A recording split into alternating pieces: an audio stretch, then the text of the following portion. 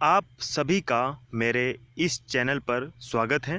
दोस्तों, अगर आपने मेरे चैनल को अभी तक सब्सक्राइब नहीं किया है तो सब्सक्राइब कर लीजिए। साथ ही साथ बेल आइकन को प्रेस करना मत भूलिएगा। इससे आपको आने वाले समय में सभी वीडियोस की नोटिफिकेशन समय से मिलती रहेगी। दोस्तों, इस चैनल पर आपको सभी प्राचीन जातियों जैसे गुज्जर और गडरियास इत्यादि की जानकारी यहाँ पर आपको मिलेगी। सबसे पहले हम जान लेते हैं कि आज की इस वीडियो में हम क्या जानेंगे। तो दोस्तों, यहाँ पर हम बात करेंगे गडरिया जाति के बारे में, किस प्रकार से इस जाति की उत्पत्ति हुई है, धार्मिक मान्यताओं के अनुसार यह जाति कितनी इम्पोर्टेंट है, साथ ही साथ इस जाति का इतिहास, इस जाति ने कौन कौन से साम्राज्य दिए हैं और कौन कौन से वो महान योद्धा हैं जिन्होंने भारत की सीमाओं की रक्षा की है। न केवल रक्षा की है बल्कि कई धर्मों को संरक्षण दिया है, जैसे जैन धर्म, बौद्ध धर्म और प्राचीन भारतीय सनातन संस्कृति। साथ ही साथ यहाँ पर हम ये भी जानेंगे कि विभिन्न इतिहासकार इस जाति के बारे में अपने अपने क्या मत देते हैं। तो दोस्तों, चलिए करते हैं। और जैसा कि आप देख रहे हैं कि यहाँ पर मैंने जो इसका टाइटल लिया है वो है हिस्ट्री ऑफ गडरियाज। तो दोस्तों, आज हम इस पूरी वीडियो में गडरिया जाति के बारे में जानेंगे। तो चलिए स्टार्ट करते हैं। और स्टार्ट करने से पहले थोड़ा सा जान लीजिए, क्योंकि यूट्यूब पर बहुत सारी फेक वीडियोस होती हैं, ठीक है। तो जब हम इतिहास की बात करते हैं और किसी भी जाति के इतिहास के बारे में बात कर रहे हैं तो हमारे पास कुछ आधार होने चाहिए जिससे जानकारी पूरी तरह ऑथेंटिक और प्रमाणिक हो, ठीक है। तो दोस्तों, इन्हीं सब चीज़ों को देखते हुए मैंने सबसे पहले जो आप अभी अपनी स्क्रीन पर देख रहे हैं यहाँ पर रखे हैं इस जाति के इतिहास के बारे में। सबसे पहला संदर्भ मैंने लिया है सेंसस ऑफ इंडिया 1921। उसके बाद ऋग्वेद को, आदिगुरु शंकराचार्य, पाल साम्राज्य के अभिलेख और सिक्के, हैचो का यात्रा वृत्तांत। दरअसल हैचो एक कोरिया यात्री था जो भारत में आया था। इसने भारत के राजाओं की निजी संपत्ति का जिक्र किया है जिसको मैंने यहाँ बनाया है। साथ ही साथ होलकर साम्राज्य के रॉयल लोगो और बाकी सब चीज़ें, आईने अकबरी, अर्थशास्त्र जो कि चाणक्य द्वारा लिखा गया है, ग्वालियर का किला और इंसाइक्लोपीडिया। इसके अलावा दोस्तों, मैंने कई इतिहासकारों को भी यहाँ पर आधार बनाया है इस वीडियो को ऑथेंटिक बनाने के लिए और इस जाति का इतिहास जानने के लिए। दोस्तों, सबसे पहले हम जान लेते हैं कि इस जाति का आर्यों के साथ कितना संबंध है। तो जैसा कि अनेकों इतिहासकार इस बात से सहमत हैं कि आर्य अपने साथ भेड़ बकरियां लेकर आए, साथ ही साथ वो कुल्हाड़ियाँ लेकर आए और वेद जैसे ग्रंथ लेकर आए। तो दोस्तों, अगर हम गडरिया शब्द की बात कर लें तो गडरिया शब्द भी संस्कृत भाषा से निकला है, जो कि न केवल भारत की वरन समस्त विश्व की सबसे प्राचीन भाषा है। आर्य भारत में कई कबीलों के रूप में आए। तो दोस्तों, यह कहना अभी तक सही नहीं होगा कि ये कौन से कबीले से संबंध रख, लेकिन जैसा कि ऋग्वेद में कबीलों का जिक्र मिलता है और कई कबीलों में सबसे महत्वपूर्ण जन और पुरु थे जिनको मिलाकर कुरु बना। तो गाइस, इसका अभी तक हमारा जितना शोध कार्य हुआ है उससे यही तय हुआ है कि ये लोग कुरु कबीले से संबंधित थे। और यह न केवल वेद लेकर आए बल्कि विश्व व समस्त भारत की जो सबसे प्राचीन भाषा है संस्कृत, या फिर सभी भाषाओं की जो जननी है संस्कृत, उसे भी लेकर आए। और गडरिया शब्द की अगर बात कर ली जाए तो यह भी संस्कृत से ही निकला है, जिसका अर्थ होता है गढ़ प्लस आर्य, अर्थात आर्यों का समूह। तो इस प्रकार से भी इस जाति के प्रति ये आर्य होने का सबसे ज़्यादा मत जाता है, क्योंकि यहाँ पर आर्य का जो अर्थ है वो है आर्य। हमारा भी जितना शोध कार्य अभी तक इस जाति पर हुआ है दोस्तों, इससे लेकर उससे हमने भी तोड़ने वाली चीजों को आइडेंटिफाई किया है में इंद्र जो इनका अंदर कहा गया है के साथ तय करते हैं, अर्थात जिसने इनकी कल्चर में अभी भी कई ऐसी चीजें हैं जो जिनका जिक्र से दोस्तों ये दोनों ही मत वो अभी भी गढ़ प्लस आर्य से इन लोगों की कल्चर में और चली आ रही है।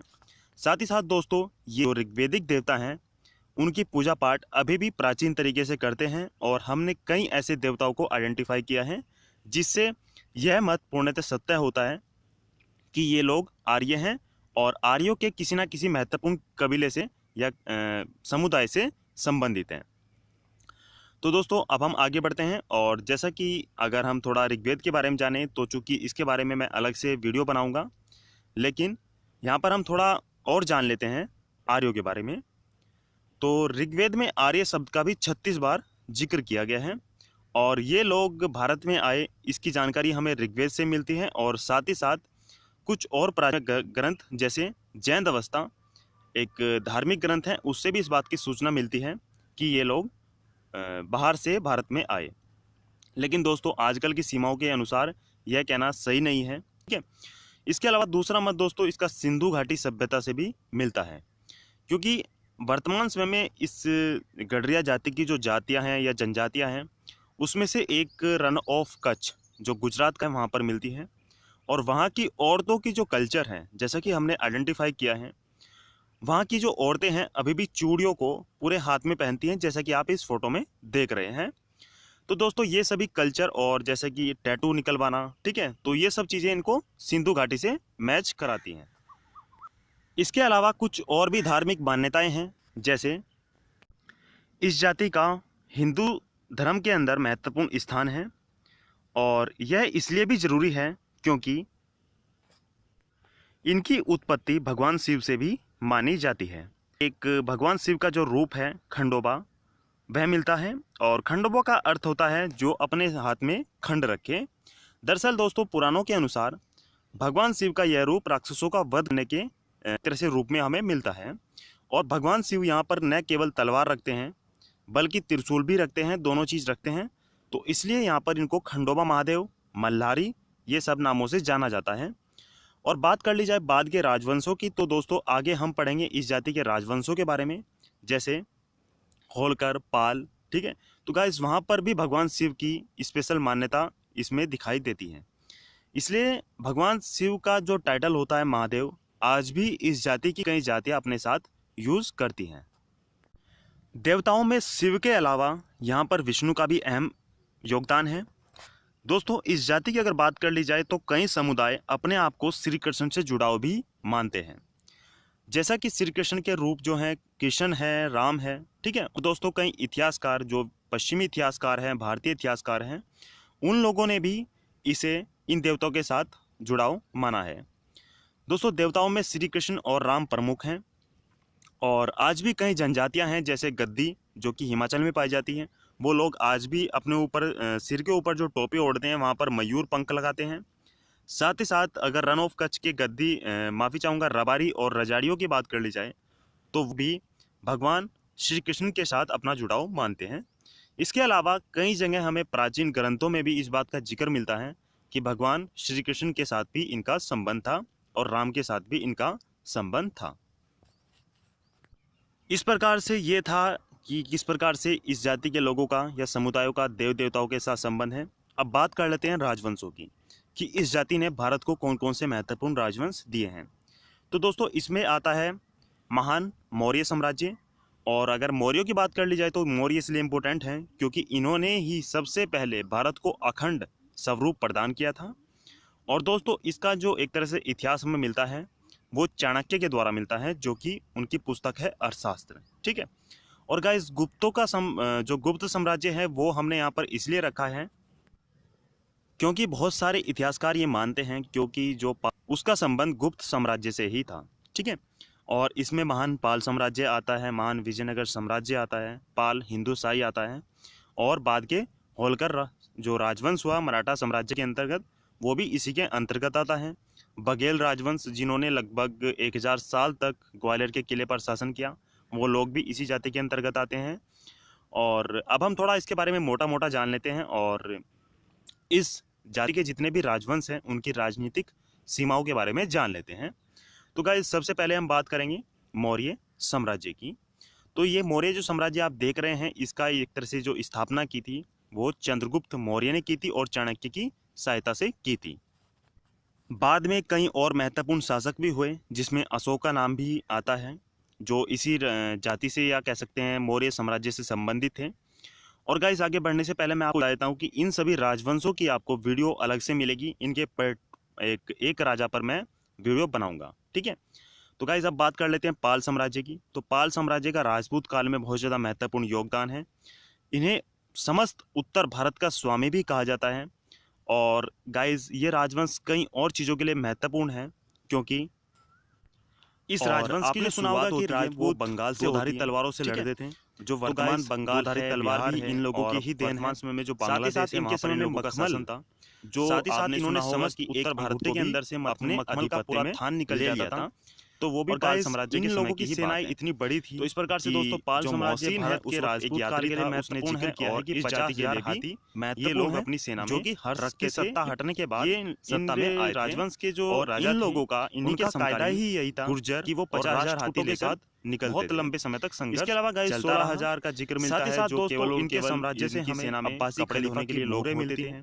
तो इस प्रकार से ये राजवंश बहुत ज्यादा महत्वपूर्ण जानकारी मिलती है कि इन लोगों का व्यापार भी बहुत ज्यादा समृद्ध था और समस्त बंगाल की खाड़ी पर ये एक तरह से जो दक्षिण पूर्व एशिया की कंट्रीज हैं उनके साथ भी इनके संबंध थे और दोस्तों तिब्बत के साथ संबंध थे। तो इस प्रकार से पाल साम्राज्य बहुत ज़्यादा महत्वपूर्ण है और इनके अभिलेखों से हमें इनके सूर्यवंशी होने का प्रमाण मिलता है। साथ ही साथ एक घटना भी है जिसमें ये गुर्जरों से हारने के बाद, ठीक है, गुर्जर जब इन्हें हरा देते हैं उसके बाद ये एक यज्ञ करते हैं कन्नौज के अंदर, जिसमें गुर्जर राजा भी आमंत्रित होते हैं और उस यज्ञ में क्या होता है कि एक घटना महत्वपूर्ण है जिसमें गुर्जर राजा को द्वारपाल की तरह खड़ा कर दिया जाता है। क्योंकि गुर्जर जो है अपना एक तरह से जुड़ाव लक्ष्मण के साथ मानते हैं, जिससे एक बड़े भाई और छोटे भाई वाली बात भी आती है यहाँ पर और इतिहासकार इस मत को भी समर्थन देते हैं कि जो कि पाल थे वो भगवान राम से संबंधित थे और गुर्जर लक्ष्मण से संबंधित थे। ठीक है, तो गाइस इस प्रकार से इनके अभिलेखों पर हमें सूर्य का अंकन मिलता है जिससे ये मत पूर्णतः सत्य हो जाता है कि इनका संबंध सूर्यवंशी क्षत्रियों से था। दोस्तों जो बंगाल का पाल राजवंश है इसकी स्थापना गोपाल ने की थी 750 में और उसके बाद धर्मपाल इसका एक महत्वपूर्ण शासक हुआ। ठीक है, और गाइस इन लोगों ने कई महत्वपूर्ण चीज़ें भारत के अंदर बनवाई जैसे विक्रमशिला और नालंदा और भी कई यूनिवर्सिटीज़ हैं उस समय की जिनको इन लोगों ने संरक्षण दिया और बनवाया। साथ ही साथ इन्होंने बुद्धिज़्म को बहुत ज़्यादा संरक्षण दिया। ठीक है, और गाइस अब हम बात करते हैं मध्यकाल के एक साम्राज्य की जिसका नाम है विजयनगर साम्राज्य। पहले भी मैं आपको बता देता हूं कि इन लोगों ने कई भारत को महत्वपूर्ण राजा दिए हैं जिसमें हिंदू पाल जो शाही वंश है। ठीक है दोस्तों, इसने कई राजा दिए हैं जैसे जयपाल, आनंदपाल, सुखपाल। ठीक है, यहाँ तक कि जो जयपाल था, जयपाल ने तो गजनवी पर भी आक्रमण किया था जहाँ से मोहम्मद गोरी महमूद गजनवी ये लोग आए थे। दोस्तों ये राजा इतने स्वाभिमानी थे कि जब ये युद्ध में हार गए बाद इन्होंने अपने आप को स्वयं जला लिया और बाद में इनके जो बेटों के साथ युद्ध हुआ अगर वो हारे तो वो जंगलों में चले गए, ना कि इन्होंने किसी की अधीनता स्वीकार की। दोस्तों जब दिल्ली में तुगलक शासन कर रहे थे तब दो महत्वपूर्ण राजाओं जिसमें हरिहर बोका का नाम आता है, इन्होंने विजयनगर साम्राज्य की स्थापना की साउथ में। दक्षिण भारत का यह राजवंश कई लिहाज से महत्वपूर्ण है क्योंकि इन्होंने बहुत बड़े बड़े भव्य नगर बसाए जिसमें विजयनगर है अर्थात विजय का शहर, और साथ ही साथ कई महत्वपूर्ण इमारतें हैं जो दोस्तों आज भी हम्पी के खंडर के रूप में जानी जाती हैं।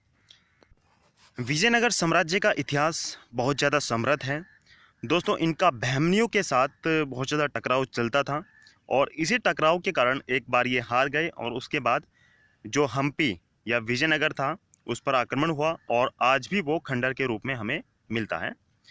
इसी राजवंश की एक दूसरी शाखा बघेल जो कि पाल हैं, ठीक है, और इनका नाम जो ग्वालियर का किला है वहाँ पर मिलता है। इन्होंने ग्वालियर पर भी 1000 साल से ज़्यादा तक शासन किया और वहाँ पर हमें लगभग 100 की सूची मिलती है। दोस्तों ग्वालियर का किला भी बहुत ज़्यादा महत्वपूर्ण है क्योंकि सबसे पहले यहाँ पर पालों ने लगभग 1000 साल तक शासन किया, उसके बाद गुर्जरों ने किया और उसी के बाद इनके जो सामंत राजा हुए जैसे जो बाकी राजपूत और राजपूताना के राजा हुए उन लोगों ने यहाँ पर शासन किया। इस प्रकार से ग्वालियर का किला भी इनके इतिहास के लिए महत्वपूर्ण है। और दोस्तों बाद में जब मराठा राजवंश एक तरह से मराठा साम्राज्य का उदय हुआ तो वहाँ पर होलकरों का बहुत ज़्यादा महत्वपूर्ण स्थान है। ये लोग मराठा राजवंश के सबसे महत्वपूर्ण स्तंभ थे और इसकी स्थापना सूबेदार मल्हार राव होलकर ने की थी। गाइस ये राजा इतने महत्वपूर्ण थे कि इन्होंने जो भगवा झंडा है मराठों का उसे अटक से कटक तक फहराया था और विजय प्राप्त की थी।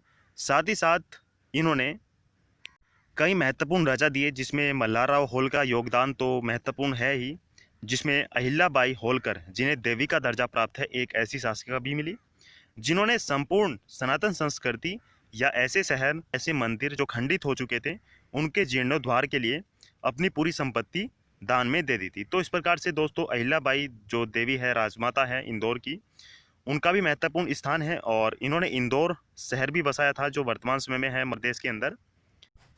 साथ ही साथ इन्होंने अपने समकालीन उत्तर भारत के जितने भी राजवंश थे उन सभी को हराया था, चाहे इसमें जाट हो या फिर सिख हो, ठीक है। और दोस्तों साथ ही साथ इनकी एक महत्वपूर्ण बात है कि इन्होंने अंग्रेजों को भी हराया था और पेशवाओं को भी हराया था जब पेशवाओं ने इनका साथ देना छोड़ दिया था अंग्रेजों के खिलाफ। दोस्तों पेशवा ये मराठा साम्राज्य के प्रधानमंत्री थे और मल्हारराव होलकर ने एकमात्र ऐसे सूबेदार कह लीजिए मराठा साम्राज्य के जिन्होंने 4 पेशवाओं के साथ कार्य किया था। और बाद में इन लोगों ने जब अंग्रेजों को हराया तो एक तरह से अंग्रेज इनके दरबार में जो वेलेस्ली की सहायक संधि थी उस पर हस्ताक्षर हुए थे, तो अंग्रेज इनके दरबार में नीचे बैठते थे और चप्पल जूते उतार कर बैठते थे। तो इससे भी इनकी शक्ति का पता लगता है। गाइज ये कुछ महत्वपूर्ण बातें थी जो मैंने आपको गडरिया जाति के इतिहास के बारे में बताई और ये बहुत छोटी, बहुत कम है।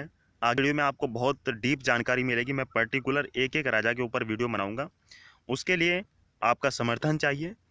और दोस्तों अब हम बात कर लेते हैं कि वर्तमान समय में यह जो जाति है जिसने इतने राजवंश दिए हैं, इतने महत्वपूर्ण राजा दिए हैं, वो किस किस जानी जाती हैं और भारत में कहाँ कहाँ पर पाई जाती है।